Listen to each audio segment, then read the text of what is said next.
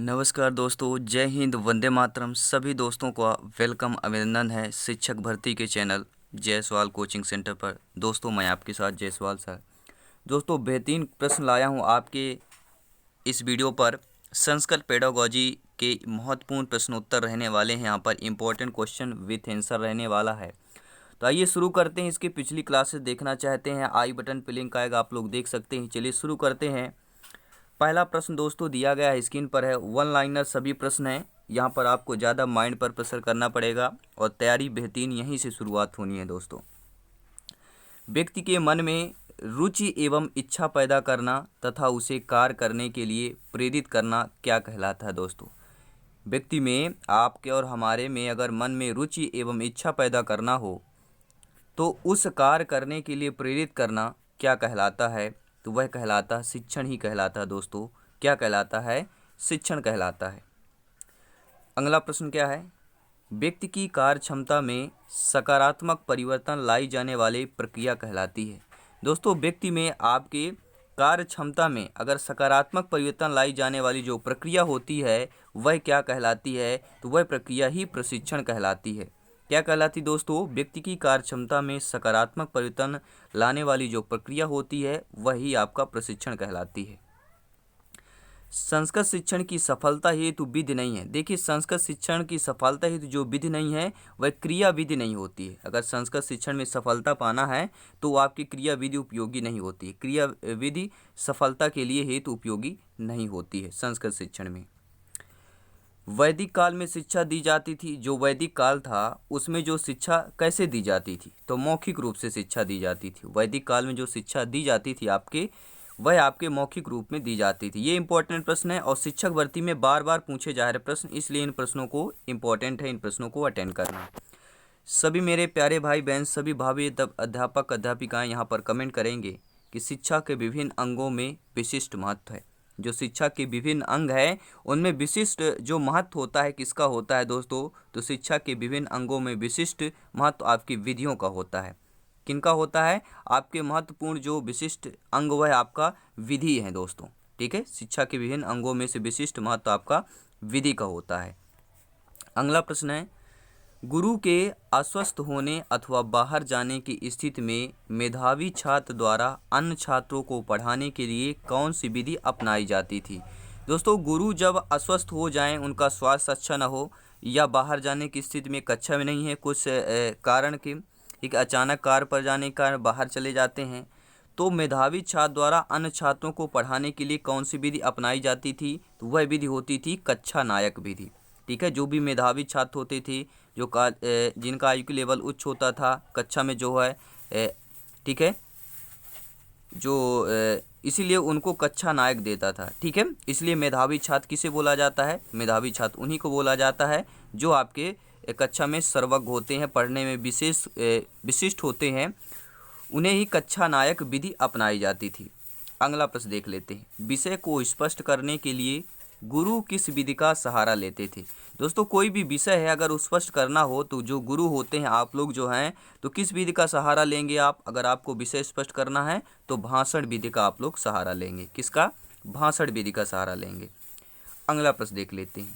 व्याकरण अनुवाद विधि कौन सी शिक्षा पद्धति के बाद विकसित हुई है? दोस्तों जो व्याकरण अनुवाद विधि है वह कौन सी शिक्षा पद्धति के बाद विकसित हुई है? तो वह शिक्षा पद्धति आपकी लॉर्ड मैकाले है। ठीक है, व्याकरण अनुवाद विधि कौन से शिक्षा पद्धति के बाद विकसित हुई है? तो लॉर्ड मैकाले के बाद आपका दोस्तों व्याकरण अनुवाद विधि जो है, पद्धति जो है, यह विकसित हुई है। पहले लॉर्ड मैकाले था। अगला देख लेते हैं। भारत में पाठ्य पुस्तक विधि के समर्थक कौन माने जाते थे? तो भारत में पाठ्य पुस्तक विधि के समर्थक डॉक्टर बेस्ट माने जाते थे। इन्होंने भारत के लिए बेस्ट समर्थक दिया। ठीक है, डॉक्टर बेस्ट ने भारत के पाठ्य पुस्तक विधि के समर्थक माने जाते हैं और इन्होंने ही समर्थक दिया था, इन्होंने ही समर्थन दिया था। अगला प्रश्न है, प्रत्यक्ष विधि को कहते हैं? दोस्तों प्रत्यक्ष विधि को निर्वात विधि के नाम से भी जाना था, तो सभी लोग नोट कर लेंगे। ठीक है, प्रत्यक्ष विधि को निर्वात विधि के नाम से भी जाना जाता है, सभी लोग नोट कर लेंगे। अगला प्रश्न देख लेते हैं। जल्दी आपकी गणित की क्लास शुरू होने वाली है और संस्कृत ग्रामर की हम जल्द ही MCQs कंप्लीट करेंगे। डेली क्लासेज होगी आपकी और जल्दी मैथमेटिक्स प्लस पेडागोजी के प्रश्न आएंगे, क्योंकि टारगेट आपका आउट ऑफ 150 में है, एक सरकारी सीट के लिए है, सिलेक्शन के लिए है, तो सभी सब्जेक्ट इंपॉर्टेंट है दोस्तों। व्याकरण भाषा का होता है दोस्तों, व्याकरण जो है भाषा का शासक कहलाता है, सभी लोग नोट कर लेंगे। व्याकरण जो होता है वह भाषा का शासक कहलाता है। प्रारंभिक स्तर पर संस्कृत व्याकरण की सर्वोत्तम प्रणाली कौन सी होती? दोस्तों प्रारंभिक स्तर पर, प्रारंभिक स्तर यानी 1 से लेकर 5 तक के बच्चों के प्राथमिक विद्यालय की बात की गई है। तो प्राथमिक विद्यालय के स्तर पर, प्रारंभिक स्तर पर संस्कृत व्याकरण की जो सर्वोत्तम प्रणाली होती है वह होती है अव्याकृति प्रणाली। ठीक है, प्रारंभिक स्तर पर संस्कृत व्याकरण की सर्वोत्तम प्रणाली अव्याकृति प्रणाली होती है। माध्यमिक स्तर पर संस्कृत व्याकरण की प्रणाली कौन होती है? देखिए प्राथमिक स्तर पर आपके अव्याकृत प्रणाली हो गई। अगर यही प्रश्न आ गया कि माध्यमिक स्तर पर संस्कृत व्याकरण की प्रणाली होती है तो यह आपकी आगमन निगमन प्रणाली होती है। ठीक है, प्राथमिक स्तर पर अव्याकृत प्रणाली और आपके माध्यमिक स्तर पर आगमन निगमन प्रणाली होती है संस्कृत व्याकरण की। ठीक है, और संस्कृत व्याकरण में व्याकरण की ज्ञान की आवश्यकता होती है या नहीं होती है? ठीक है, होती है, नहीं होती है, कोई और ऑप्शन हो सकता है। तो संस्कृत भाषा में व्याकरण की ज्ञान की आवश्यकता जरूर होती है दोस्तों, क्योंकि व्याकरण ज्ञान है आपके भाषा की। अभी हमने पढ़ा एक आपको कि जो भाषा है व्याकरण भाषा का शासक कहलाता है। तो भाषा का शासक व्याकरण है, तो आपका यहाँ पर संस्कृत भाषा में व्याकरण की ज्ञान की आवश्यकता होगी, बिल्कुल जरूर होगी। व्याकरण है दोस्तों, व्याकरण क्या है? तो व्याकरण एक साधन है। ठीक है, आ सकते एग्जाम में, ये नॉलेज के लिए बहुत इंपॉर्टेंट है। व्याकरण एक क्या है दोस्तों? एक साधन होता है।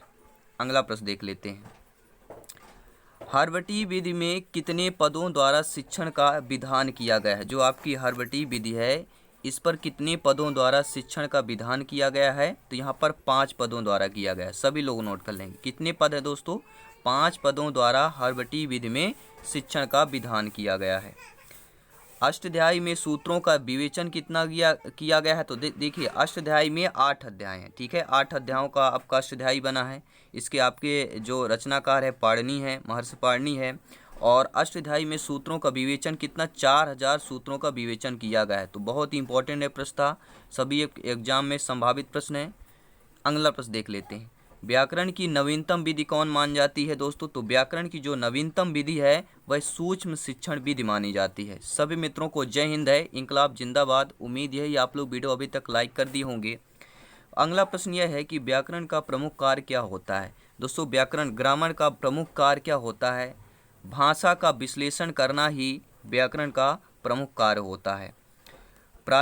सबसे प्राचीन विधि कौन सी है? सभी लोग इंपॉर्टेंट है। सबसे प्राचीन विधि आपके संस्कृत में पारायण विधि मानी जाती है, नोट कर लेंगे सभी लोग। संस्कृत भाषा में सबसे प्राचीन विधि आपकी पारायण विधि मानी जाती है। संगठन विधि कौन है भैया? तो संगठन विधि को, प्राचीन विधि को संगठन विधि माना जाता है। पारायण विधि सबसे प्राचीन हो गई। अगर पूछ लिया जाए कि संगठन विधि, तो सबसे संगठन विधि प्राचीन विधि मानी जाती है। अगला प्रश्न देख लेते हैं। भाषा संसर्ग विधि, तो भाषा संसर्ग विधि प्राचीन विधि को ही भाषा संसर्ग विधि भी मानते हैं और संगठन विधि भी मानी जाती है। संस्कृत भाषा का प्राण किसे माना जाता है? तो संस्कृत भाषा का प्राण जो है आपका ग्रामर यानी कि व्याकरण को माना जाता है। इंपॉर्टेंट प्रश्न है, इंपॉर्टेंट क्वेश्चन है, नोट कर लेंगे सभी लोग, अपने माइंड में रिमाइंड कर लें कि यह प्रश्न इंपॉर्टेंट हो सकता है। तो संस्कृत भाषा का प्राण आपका व्याकरण होगा। अगला प्रश्न देख लेते हैं। संस्कृत भाषा की शब्द रचना में महत्व होता है। जो संस्कृत भाषा की शब्द है, जो शब्दों की रचना होती है संस्कृत भाषा में, उसका महत्व क्या होता है? तो स्वर एवं लाभ का महत्व होता है।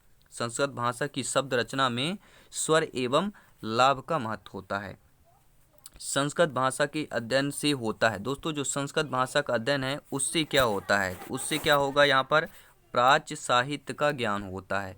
संस्कृत भाषा के अध्ययन से क्या होता है? सभी लोग यहाँ पे कमेंट करेंगे। संस्कृत भाषा के अध्ययन से क्या होता है? तो प्राच्य साहित्य का ज्ञान होता है। अगला प्रश्न देख लेते हैं। उम्मीद करता हूँ यह प्रश्न आप लोगों को बहुत अच्छे लगे होंगे, लाजवाब क्लास रही होगी। और कल से आपका MCQs कंप्लीट करने वाले हैं। ये एक नॉलेज के लिए था आपके लिए यह वीडियो, तो नॉलेज लेने के साथ कल से आपका MCQs कंप्लीट करेंगे। ठीक है, और महत्वपूर्ण MCQ जो आपके एग्जाम में पूछे जाते हैं, संभावित प्रश्न होंगे। तो जितने भी मेरे सब्सक्राइबर भाई बहन हैं उनको सभी को मेरा तहे दिल से धन्यवाद करता हूं, तहे दिल से नमन है सभी भावी अध्यापक अध्यापिकाओं का। जय हिंद दोस्तों, मिलते हैं नेक्स्ट क्लास में। धन्यवाद सभी का।